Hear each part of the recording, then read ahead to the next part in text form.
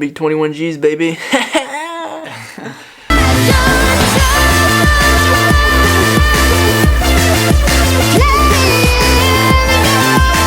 What is going on, guys? Welcome to a brand new video here with the Bro Bean and your Shawana. What's up, what's up? What's up? Having a cold one, baby. Some Ghost Red Berry Sour Pitch Kids. Sour Pitch Kids? Is that what I said? Sour Pitch. Sour Pitch Kids, Sour Patch Kids. But today's video, guys, we're actually going to be talking about a whole endeavor that that my brother, myself, my mom, that we're doing. It's called, well, pretty much is real estate investing, but particularly in this case scenario, we're going to be talking about wholesaling. And I'm going to bring the man, my brother, and he's going to walk through his first deal that he went through and kind of walk you through that process and show you guys how much he made in just under 30 days. So without further ado, I'm done talking. Let's crack it open. Let's do it. Let's dive in, baby. Boom. Oh, that's good. That one's better than the blue one. Yeah, way better. Okay, so starting off, Andrew, what I want to know is, or let the audience know, is what made you get into, wholesaling? So I was always I've always been into, entrepreneurship and whatnot, and I used to do social media for the longest time. I used to have my own Instagram page, but I had it since college and I wasn't really making money doing it, so it was time for me to find a job, like a normal job. So as Daniel knows, finding jobs sucks. You search and you submit your resume and no one says shit. It's, oh, sorry, we reviewed your application, yeah, you suck. So I pretty much one day I went to a job fair in, I think it was Fort Worth, and there was a bunch of companies there, some of the crappy ones that you heard of. Well, not crappy, but like Holiday Inn, blah blah blah blah blah. And there was one company there that was called Net Worth Realty, and they were a real estate company, so it kind of intrigued me. And then when I found out more about them, they said they were a wholesaling company, and I've heard of wholesaling before, I just didn't know what it was. So when I went to speak to them, they said that they're not a typical real estate brokerage, your traditional real estate agents, where they help other normal people sell their properties. They did something called wholesaling real estate, which is, we'll get more into it later. But they kind of told me more about it and what it was. But one of the main things that was required was that you need to get your real estate license to work for them. So that was one of the caveats. But anyways, long story short, I ended up getting my real estate license. It took me about three or four months, and I started working for them back last year. I want to say January. Yeah. And I worked for them, and I learned a decent amount about what wholesaling was. And I worked there for a solid 3 months. I was there for a long time. But in those 3 months, I sold 2 deals, and it was really cool getting that first deal. Just it kind of proves to you that hey, it works. But the paycheck sucked. Remember, I saw one of the deals that the company was making. It was $10,000 or $12,000, and I looked at my paycheck and it was $600. I was like, so I make $600 on that deal. I don't know if I can swear, but yeah. So pretty much, I guess what he's getting at here is, one, I guess he's always had that entrepreneurship mindset, and having that first deal, I guess, is crucial to him because it not only solidified that he can do something like this, so that really sparked an interest in him as well. But another thing that really lit a fire under his tush is the fact that he saw how much was taken out of his paycheck from all the hard work, from all of his due diligence and having to find that property and find that deal, kind of being that middleman person. So I guess, like you said, he spent his 3 months there and he wanted to make his own endeavor and kind of do it on his own.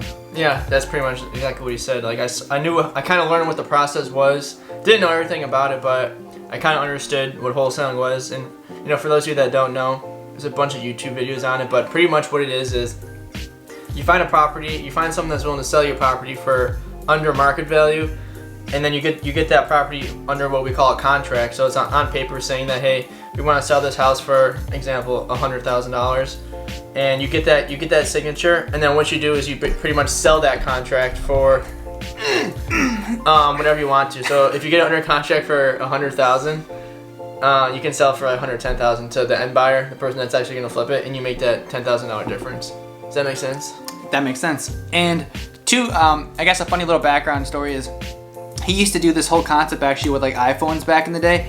So And to put this in lame's terms, is that the correct? Lamest terms or Lamest terms, whatever that phrase goes, is you try to find iPhones for, a price. Same thing, yeah. Price of like you $600. did it too. Yeah, price of like $600, and then they're worth $1,000. Yeah, they're worth Holy crap, man! If you just let me finish, I was getting there, buddy. for at least $800 to $1,000 and make that $200, $300. $200. Same thing with real estate, and but you don't have to use your own money to buy the phone. which yeah, That's so nice. which was with this was a really big thing is one is you didn't have to, I guess like you said, use any of your money. Well, I did, but I didn't. I'm saying like for ads, but yeah, you don't actually need to like put up front the $100,000 that's on The contract. yeah, what am I saying, on the contract, yeah. So Andrew, walk us through this process then. Once you decided to do this on your own, like what were the steps in order for you to find these deals, find these properties, network with certain people, and how did you come about to making your first deal? So it's a good question. So Damn right, that's a good pretty question. much like there's knowing what wholesaling is and understanding the process, but then the other part is actually talking to property owners, and that was where I struggled. I mean, you can do cold calling. I'm not saying it doesn't work, but you can do cold calling. You can do they call them Bandit Signs, which are those we buy houses signs that you always see. They're usually yellow. That's a way to do it. But that was my main thing. Is like after I quit the job, I was kind of figuring out like, hey, how am I gonna do this? Like a new age thing that doesn't require me to call people all day. And that's when I came across some guy called Chris Chico, and he had a Facebook ads course that was related to wholesaling. And pretty much what it was is you would use Facebook ads to talk to motivated sellers.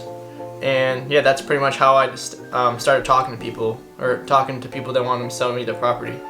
But I went through that course. I think it was like $1,000 or something like that. $1,000 well worth it. But I learned Facebook ads. I learned the ins and outs. I'm not a professional by any means, but I learned the ins and outs of Facebook ads, and I just started running ads. I had a $500 budget, like it's all I had to spend. My mom actually provided the money, $500, if you want to do it with me. But I think we ended up spending, what did I put here? $350. Yeah, I call it like $350-ish, and we got around 20 to 25 leads out of that. And out of those 20 to 25 leads was my first deal, which, again, that's not really, I mean, it could happen. It happens to a lot of people, but I think you need to spend more around $1,000 to get a deal. But anyways, in that $350, well, Perfect, man. People are watching. Show some respect. Sorry, guys. in that $350 spent, one of the leads I talked to, her name was Michelle. I won't give her last name, but she fell behind on taxes on her property, and her husband was in jail. It was like a huge thing. But her house, it was called a sheriff sale, which means her house was paid off, but she wasn't paying the property taxes on it. So if she didn't pay those by X date, whatever. Yeah, X date, within the next 30 or 40 days, then she was going to be kicked out of her house, and her house was going to be auctioned. So it's kind of like a foreclosure. But anyways, that was her situation. So I talked to her, and I remember I talked to her the first time, and she asked me what she wanted for the house, and she said, what the heck was it? I think she said 80, or no, I can't remember now. Was to say she wanted $85,000 for it, and I said, okay. So I said, okay, I'll look at the numbers, I'll give you a call back. So we looked up after the phone call, looked at the numbers, and I found out her house was worth, I think like close to $200,000. So I'm like, oh crap, this could be a deal. Like, I assumed the worst case scenario that her house was like a piece of crap and it needed like $50,000 to work. So if I did the math there, it'd be like 80,000 plus 50 was a 8. You can do it. 130,000. He's good. 130,000. If you sold it for 200, that'd be $70,000 profit. But I needed my wholesale fee in there so I could, make money on my end. But anyways, I did some research. I called her back and I said, yeah, I can give you 60 for it. And she said, shoot, do I need to let you know today? I said, no, you don't need to let me know today, but let me know your thoughts tomorrow. And which I shouldn't have done looking back, but anyways, I did that. Called her back the next day, and she goes, yeah, honestly, I can't do that. I can't do it, it's too low. And I said, well, what would it take for you to get a deal done right now? And she said 70,000. So I said, okay, deal. So 70,000, just like that. I drafted up the contract and I sent it over and got her signed. So that was the first contract I got signed for. I was under contract for 70,000. How long was that process to getting all the Facebook ads all together and then finding Michelle and then getting under contract? So the time I started the ads, it was probably like 30 days. Okay, so you got this deal you're saying within 30 days? Yeah, roughly, maybe a little 30, 40, something like that. Okay, awesome. So after the deal gets sent into contract, like he said, he was saying, so he sent over this Michelle person a purchase agreement where it kind of goes over the ins and out of what he's gonna do. And then after everything is sent from the seller to the buyer, it gets sent to a title company. Yeah, and which you had to find, right? Yeah, excuse me. Again with the bourbon. Yeah, you chill. It's the energy drink. But yeah. So once you get under contract, the next thing you gotta do is send that over to a title company. And you can't just send it over to any title company. You got to send it over to one that works with investors. And pretty much all I did was I would call a title company near her location, and I would just say, hey, do you guys do assignment contracts and double closings? And if they didn't know what that was, then they weren't investor friendly. I wasn't gonna talk to them anymore. But then I came across one called Independence Title. Really good people. They're like all over Texas actually. So pretty much what they do is they do research on the property to make sure everything's checks out. So the seller had told me that she was, how much did she owe in taxes? I want to say she was behind like 10,000 in taxes or 9,000 or something weird like that, or 7, I can't remember. But the title company did their research on the property, and they came back with just that she owed whatever 7,000-8,000 in taxes. I can't remember what it was. But that made me feel better because she was telling the truth. And then there was also nothing else about the property that needed to be done, so it's just the taxes that need to be paid, and that would all be taken care of at closing when I found the end buyer. So what was that process of finding the buyer? Did that take much? No, and I don't know if I got lucky or not, but I mean it was a difficult process because I didn't know.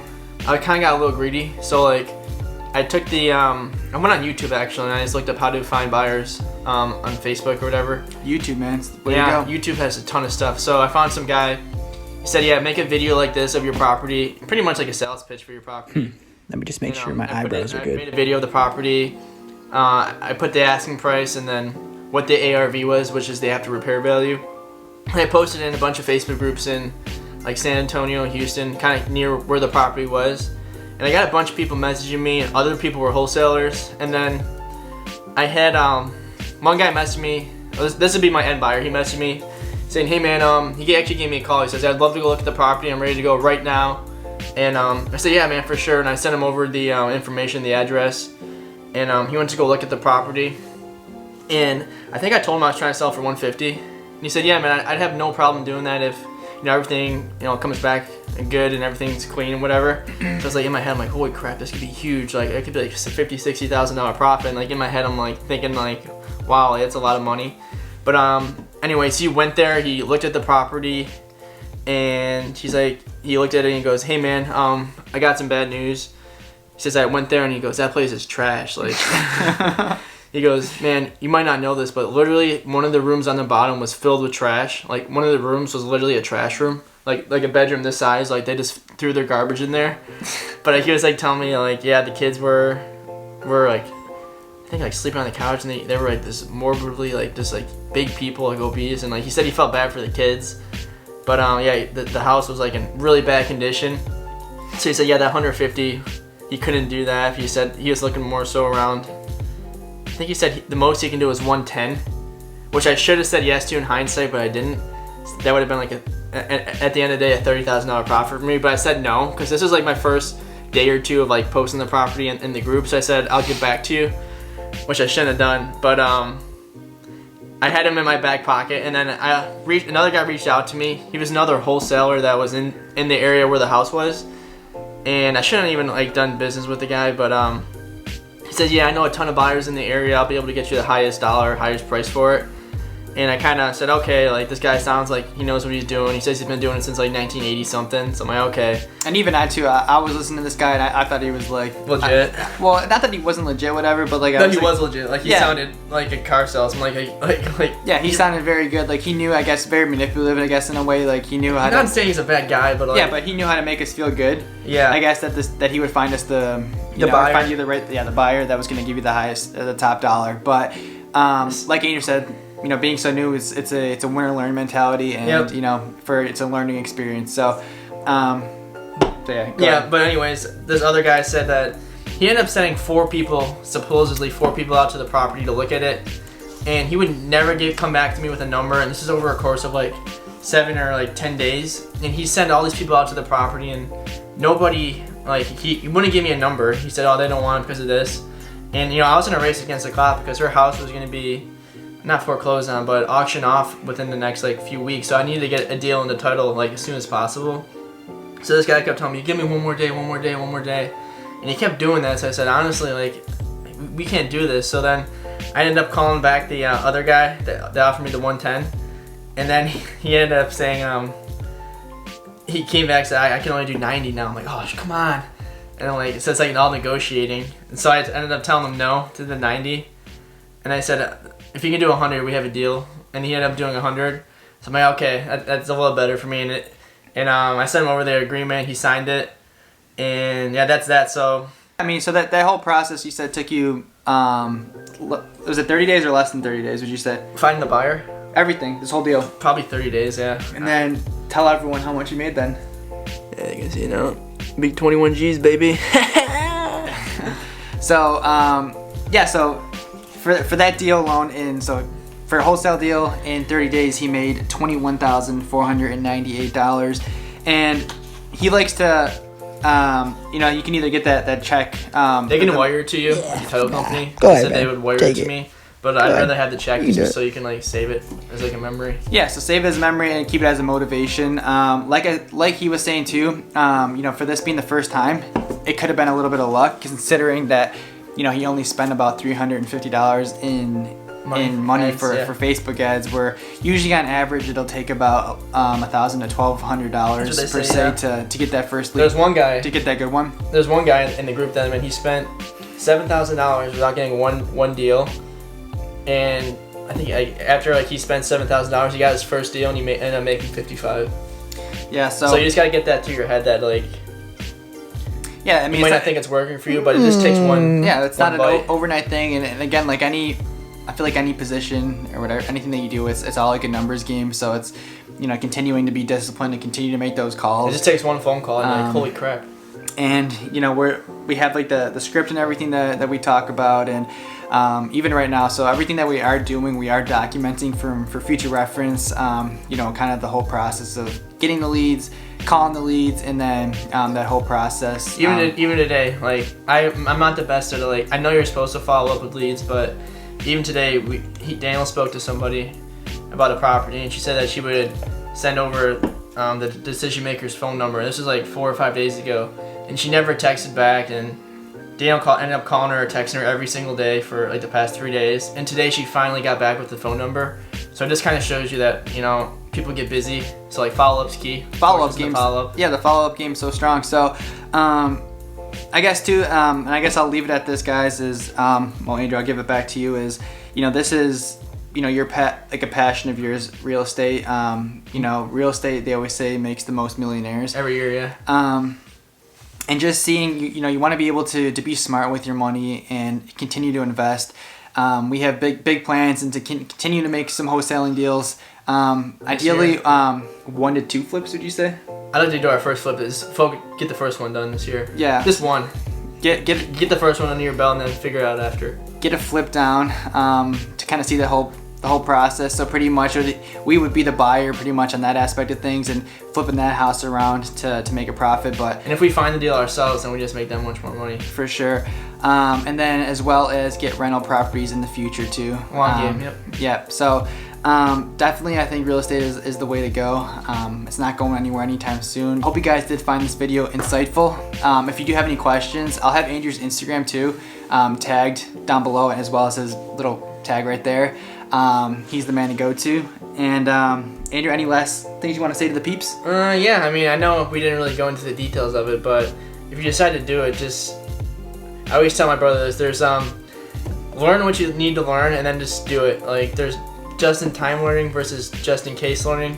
And I do this too, like you always think you gotta know, like, oh, I gotta know this, or oh, what if this happens, I need to know this, and then you keep thinking of these what-if scenarios, and you start learning all this stuff, then you end up never taking action. Yeah, paralysis by analysis. Exactly. Analysis paralysis, right? I thought it was paralysis by analysis. Whatever, So you same overthink it and you end up like not doing it. Yeah, so. but if you're gonna do it, just watch a few videos, learn the process of it, and then do what you have to do. And then when a question comes up, learn it right there instead of learning. You know what I'm saying? Instead of you know, doing it ahead of time. Like that might not even happen. You know what I'm saying? Yep. And the only way to gain experience is either By doing. Yeah, is by doing. You're gonna make mistakes down the road. You're gonna hit bumps. Yeah, but you just keep going, and that's the only way you're gonna get better, and you're gonna perfect your craft. So, like I always say, always focus on getting 1% better, and we're gonna continue to show you guys, take you guys along the road for our journey in the real estate game. But Andrew, it's been a pleasure, man. My pleasure. We're gonna get another deal soon. Gonna get another deal real time soon. So, cheers, guys. I'll catch you guys in the next one. Peace out. See ya.